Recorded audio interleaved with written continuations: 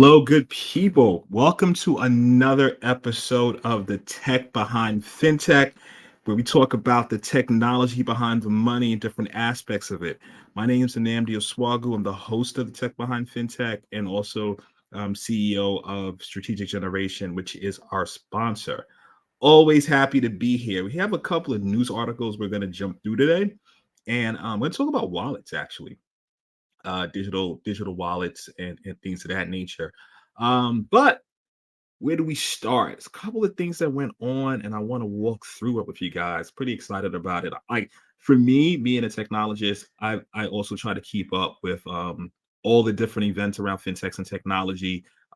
So this show is kind of it's my homework assignment. So I like it. It keeps me my fingers on the pulse. Obviously, we don't cover everything technology, but we try to look at some of the relevant articles that took place in the week and just talk through it and give our opinion on it, get comments from our audience. So definitely feedback and comments. We love those questions and also love your insights as well. So let's hop into it. All right. So we put the comments on the first article that I want to jump in today is a breach. We're going to talk about a couple of breaches today, actually. We have T-Mobile is going to be last. It's not necessarily fintech, but it's just going to talk about that last just to give you some tips if you have a T-Mobile account on things you can do to protect yourself with that breach. But that's the last thing we'll talk about. But this breach, so Liquid Exchange is an exchange located in Japan. It's a Japanese cryptocurrency exchange, and recently they got breached. Right, one of their wallets got stolen, and it seems like 97 million worth of digital coins were actually stolen. Elliptic, blockchain analytics company, they did the analysis and said it was about 97 million. The thing when you still and with these exchange breaches, the money has to go to some sort of a wallet. And as we know, when we talk about blockchain, it's all on the chain, it's transparent. So it actually could be traced. So I want to actually do a show later on how exactly the money is successfully exfiltrated and without a trace. But it's definitely traced. And if you don't remember, back in November, we actually talked about a liquid breach that happened. They basically it was a DNS issue, more like social engineering. It's not the first time they've been in the news, which is regarding cybersecurity issues, which is really not good. What happened back in November was their DNS provider was contacted and permissions were changed over to the threat actors, and then they compromised some of their email storage. So it seems like certain things from a cybersecurity posture and hardening wasn't done all around. Just my speculation on that, but let's talk through it. So it's something I want to talk about because I want to get into wallets actually. Um, Liquid said some of its digital currency wallets had been compromised and that hackers were transferring the assets to four different wallets. And we're going to get into like what a wallet is and things of that nature. But it was a part that I want to read because it seems like the breach happened when they were transitioning from their warm wallet to their cold wallet. Yeah, so it's a tweet that we can go over right now, and it said from Liquid, we're sorry to announce that Liquid Global warm wallets were compromised when we were moving assets into a cold wallet. So what does all that even mean? Hot, warm, cold wallet. So you know essentially when you have your crypto assets, so exchanges like even us, right, users, we have these coins. It has to be stored somewhere. So these the storage is called a wallet. And what that essentially means, it's a place to keep track of your crypto. So a hot wallet, that's connected to the internet essentially, right? So you can access it, it's easily accessible, it's connected. So I want you to think about Coinbase or Bittrex or any of these things that you use, right? You have access to your funds. That's considered a hot wallet. Warm wallet, similar to a hot wallet, still online. It just makes it a little bit more security around it. So it'll have like a PIN number associated with it and various other security controls, but still connected to the internet. So an example of that, like a new trend right now, is different services that you can store your crypto and earn interest. So it's more for like long-term holders where you store it. And a couple of DeFi projects like that, and DeFi, decentralized finance, right? Projects in which you can store your assets. What I noticed with those situations, you can they have a PIN number. So it's a little bit more secure than necessarily a hot wallet, but still connected to the internet. A cold wallet now, that's not connected to the internet. It's about, with these wallets, you need a public key and a private key, and essentially you have that offline. I mean, and a cold wallet can be extremely low tech. And when I say low tech, like no low to no technology. Literally, a cold wallet can be you having a piece of paper with your details for your public and private keys offline, totally offline. So obviously, there's pros and cons to each situation. Obviously, with cold wallet, that's the most secure, but you risk someone physically stealing that from you or losing it, or fire, water damage, whatever. And once you lose it, you will have no more access to your funds, or your crypto. But a lot of exchanges, what they do for security purposes, they keep a portion of their assets in both hot and cold storage, especially the long term. And they need the hot because you may want your money back, and they need to be easily get that to you, but cold for long-term security storage.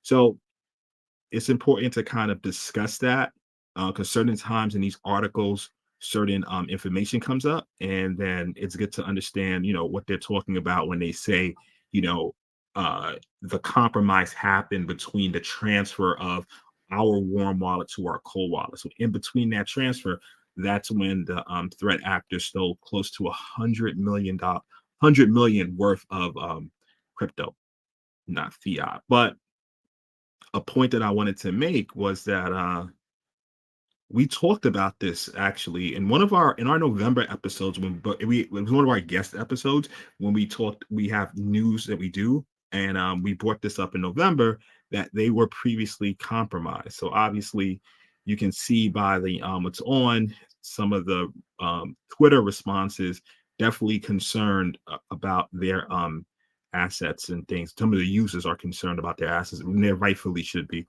I think it's definitely not a good thing being breached, and being that public, those public breaches happening in such a short amount of time. It kind of shows some issues with their cybersecurity practices. Okay, next article that we want to get into right now. Yeah, so this was the one back in November that we talked about, where they were compromised previously. And once again, Liquid is a cryptocurrency exchange in Japan. So let's move forward. Okay. Real interesting. I mean, these are gonna be just these articles are like really just touch points.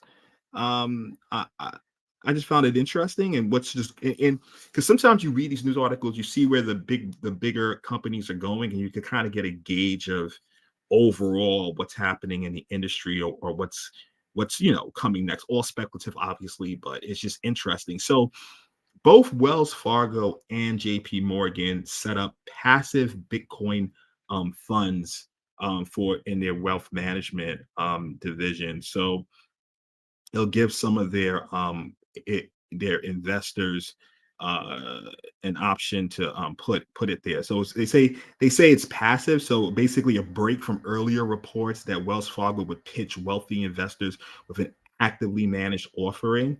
So it's just more so that it's more so a passive investment. They filed um, offerings according to regulatory document. The pair have worked together.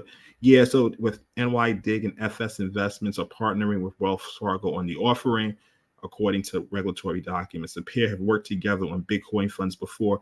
Wells Fargo gets a cut of sales through the two subsidiaries. Yeah, so definitely interesting stuff. A couple of, yeah, like I said, it's a couple of touch point articles I look at, and just to get a gauge of industry. Nothing deep to dive into, like breaches, or we going into other technologies. Next one, found this interesting. Uh, Goldman Sachs hires AWS exec to boost asset management division. So Goldman Sachs asset management division holds 2.3 trillion. That's trillion with a T under assets. So their AUM is 2.3 trillion.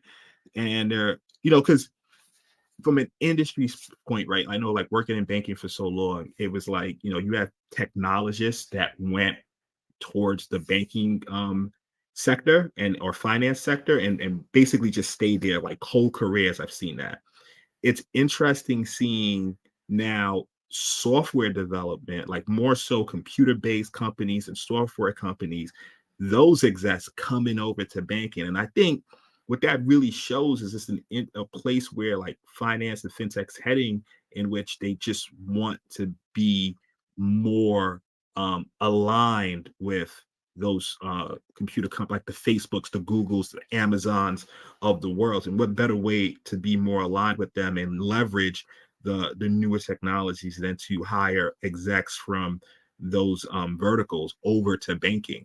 So not really highlighting this particular gentleman, Mr. Telerasia, in general, just really talking about, the trend, and like how big banks are embracing more, because that was like the big thing, right? When you look at incumbent banks, overall, it was like, all right, they're not as advanced as the newer fintechs coming up. They have a lot more resources, obviously, but it's just a lot of older legacy applications, legacy processes. So you just start seeing the trend, right? Most of them, to get the technology, acquired the fintech or partnered with them to bring them in the fold. But it's going to be interesting to see over the next 5 years how the transformation, like digital transformation, with some of these larger banks will take place. I mean, and they're already doing it, right?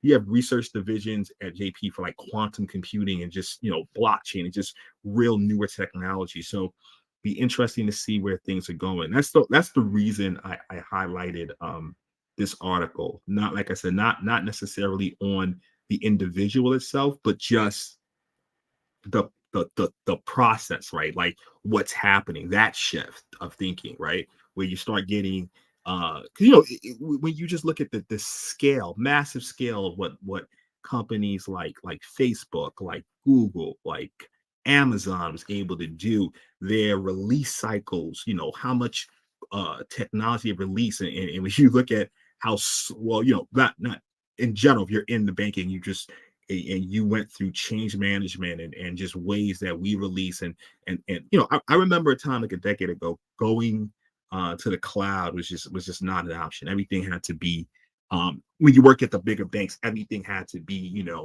on prem, and things like that. But as we're seeing, it's not able to compete with the newer, they're not able to compete with the newer fintechs coming out. So they just have to adapt. And it's interesting to see what's going to happen. I mean, especially when you start talking about an asset management division that holds 2.3 trillion, that level of transformation and improving the digital client experience, um, definitely find interesting. All right, let's move on. What's next? Okay, so the next article we want to cover and go through is on, it's a blog that David Marcus put out. David Marcus, he is the head of Facebook Financial Novi DM board member. Okay, what does all that even mean?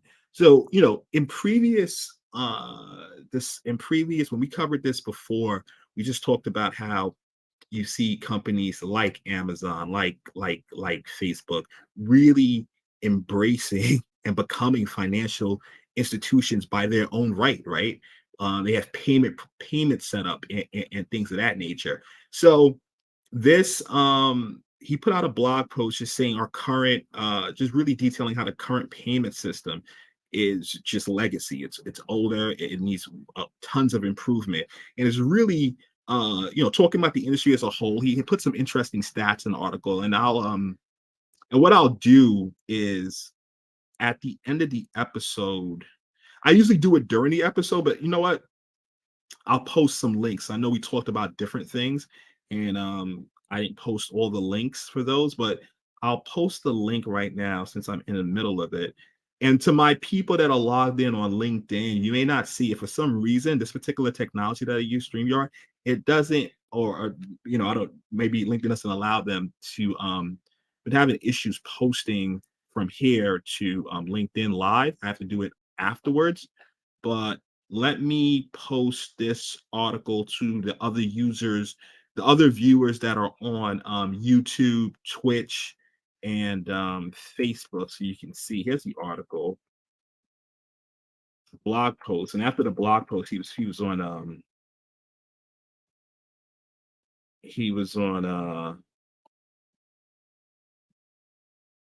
someone commented 7 on the Tech Behind FinTech. I don't know what's going on with that. Oh, I think on the I think on the YouTube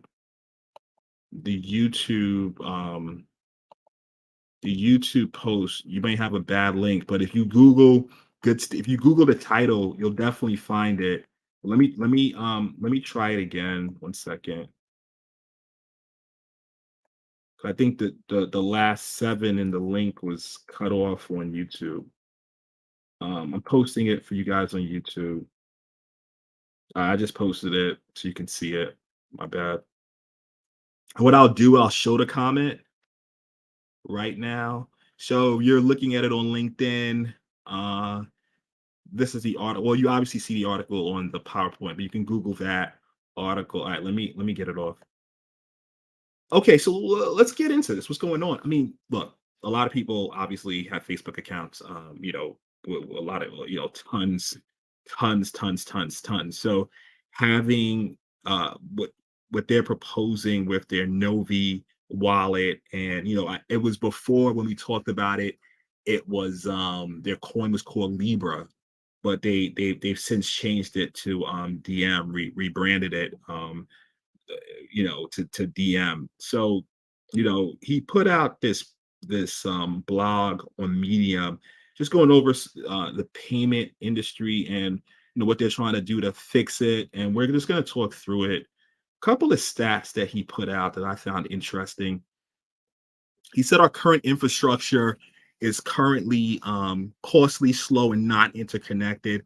And interesting stat here. There are still about 1.7 billion people who are unbanked around the world, and even more who are underserved. Among them, 62 million Americans who are unbanked or underbanked, people left behind by the current system and stuck in a cash economy.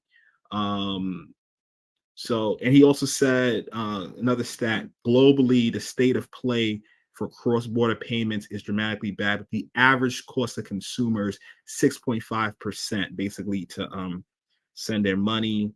Some other stats I want to read. He said the percentage of global digital transactions is expected to rise from 57% before COVID-19 to 67% by 2025. The other stat. And as I mentioned before, right? Facebook is already a player in the fintech market. They started Facebook payments in 2009, and in the last 4 quarters, enabled more than 100 billion in payment value. They have about 100 people and businesses in over 160 countries use our platform to make payments in 55 currencies. People can shop, make in-game purchases, donate, and purchase events across our family of apps. So, even though totally started as a social media technology app. Another example how they became, got more into a major player in fintech, especially when you start looking at the acquisitions like WhatsApp and what you're able to do on that. But yeah, let's get into to this. So the they have something they're coming out with. Okay, I thought we had a comment. Yeah, guys, I don't know, for some reason, on YouTube when I post, it's making two posts. It's missing that last seven. So, just Google the title if you want to find this particular blog post. It's about a 10-minute read. All right, so a few things. One, their proposal is the DM, and they call it a stable coin. So what is a stable coin versus like a Bitcoin and things of that nature? So stablecoin, as the word implies, is a bit stable, right?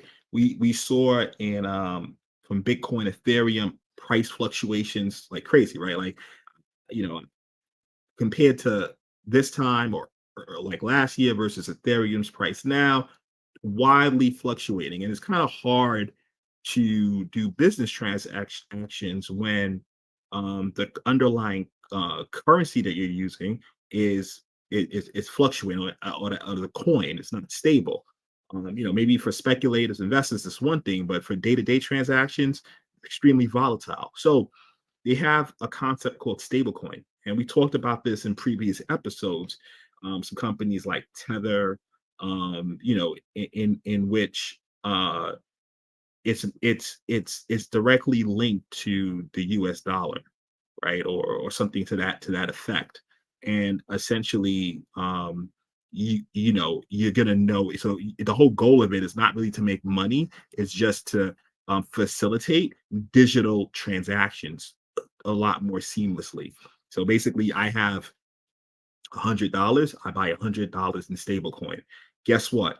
6 months from now, that $100 in worth of stablecoin should still be $100 6 months from now. A year from now, guess what? It should still be $100 in stablecoin. That's the whole point. Where if I took $100, if I bought $100 worth of Bitcoin today, who knows what the price is going to be? My 100 may be worth 500 next year, or maybe worth $50, right? We don't know because we just saw Bitcoin go earlier this year from 64,000 to 30,000. I think now it's in the 40s, widely volatile. So that's the whole point of stablecoin. So, different companies are doing it. This we in previous episodes we talked about some major plays in the game, but for right now, what the proposal is with what Facebook is talking about is creating their own stablecoin called DM, DIEM. That is the name that they're going for, which is, like I said, the previous name was Libra. And so that'll be their stable coin. And then what they would have, how they'll facilitate it is they'll have a digital wallet. Remember, we talked about wallets earlier in the episode, in which they will you'll essentially have this wallet, and in order to get the wallet, they'll do the whole government ID to eliminate fraud, to make sure that a real person has this wallet, and the whole idea of money laundering, all that stuff. They'll try to mitigate those risks and avoid it. So it's not out yet, but the proposal, right, is like you have this wallet that you have it'll more so be on your mobile phone, like some mobile wallet, and so that'll be considered, my opinion, some sort of hot wallet, but I'm sure they'll have certain security features. So it'll probably be a combination between hot and warm. Definitely not a cold wallet because it's still connected to the internet. And you will put you'll get to if you want to deal with money transactions, you'll then trade in your $100 for 100 worth of DM. That's their stable coin. So now, if you're in wherever we're at, we can then send money to, and it'll be a lot faster. Obviously, they're a public company into making money, so they're going to charge fees. But what their proposal is, it's not going to be as high as what you're paying now. It'll probably be really, really low.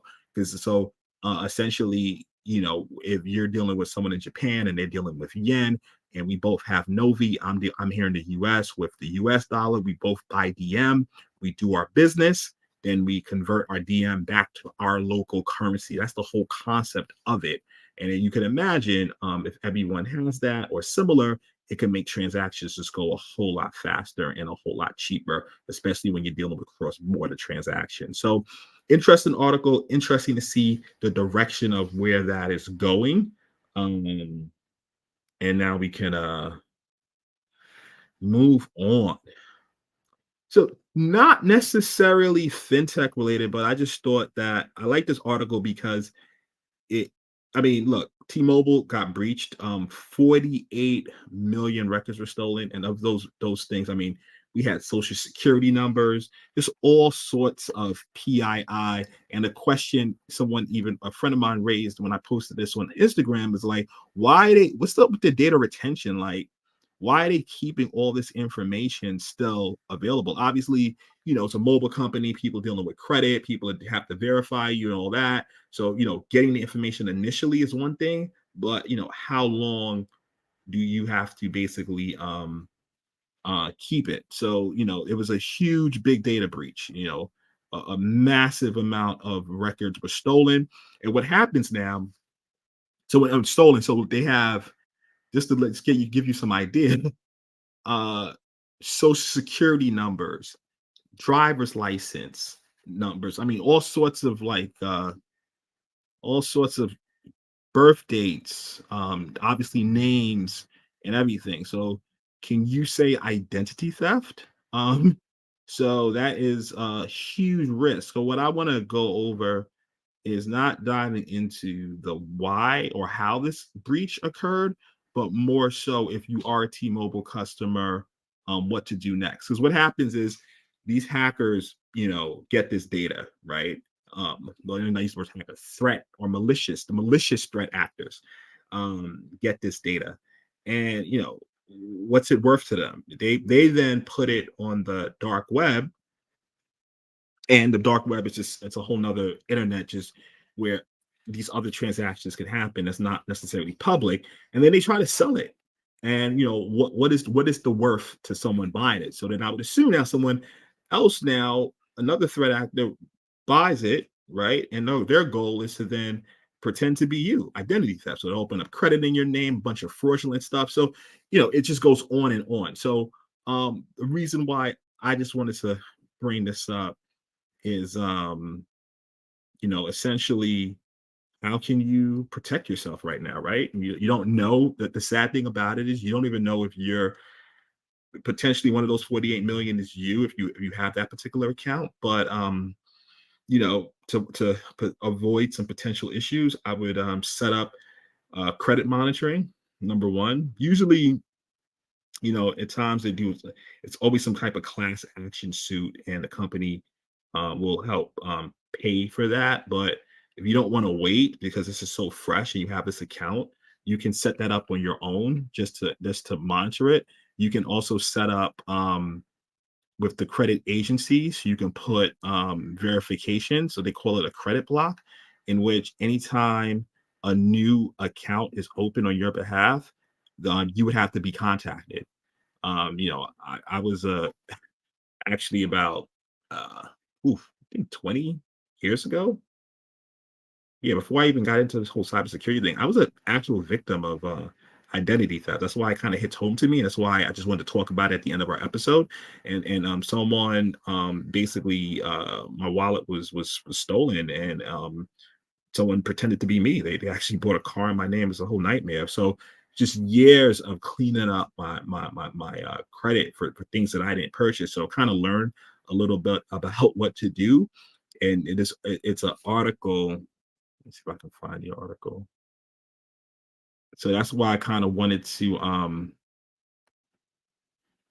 kind of post this LA Times article for you guys, because let me put it right now. Give some tips. So I always have a soft spot for that type of stuff. Yeah, you want to basically set up credit monitoring so you know what's going on with your credit.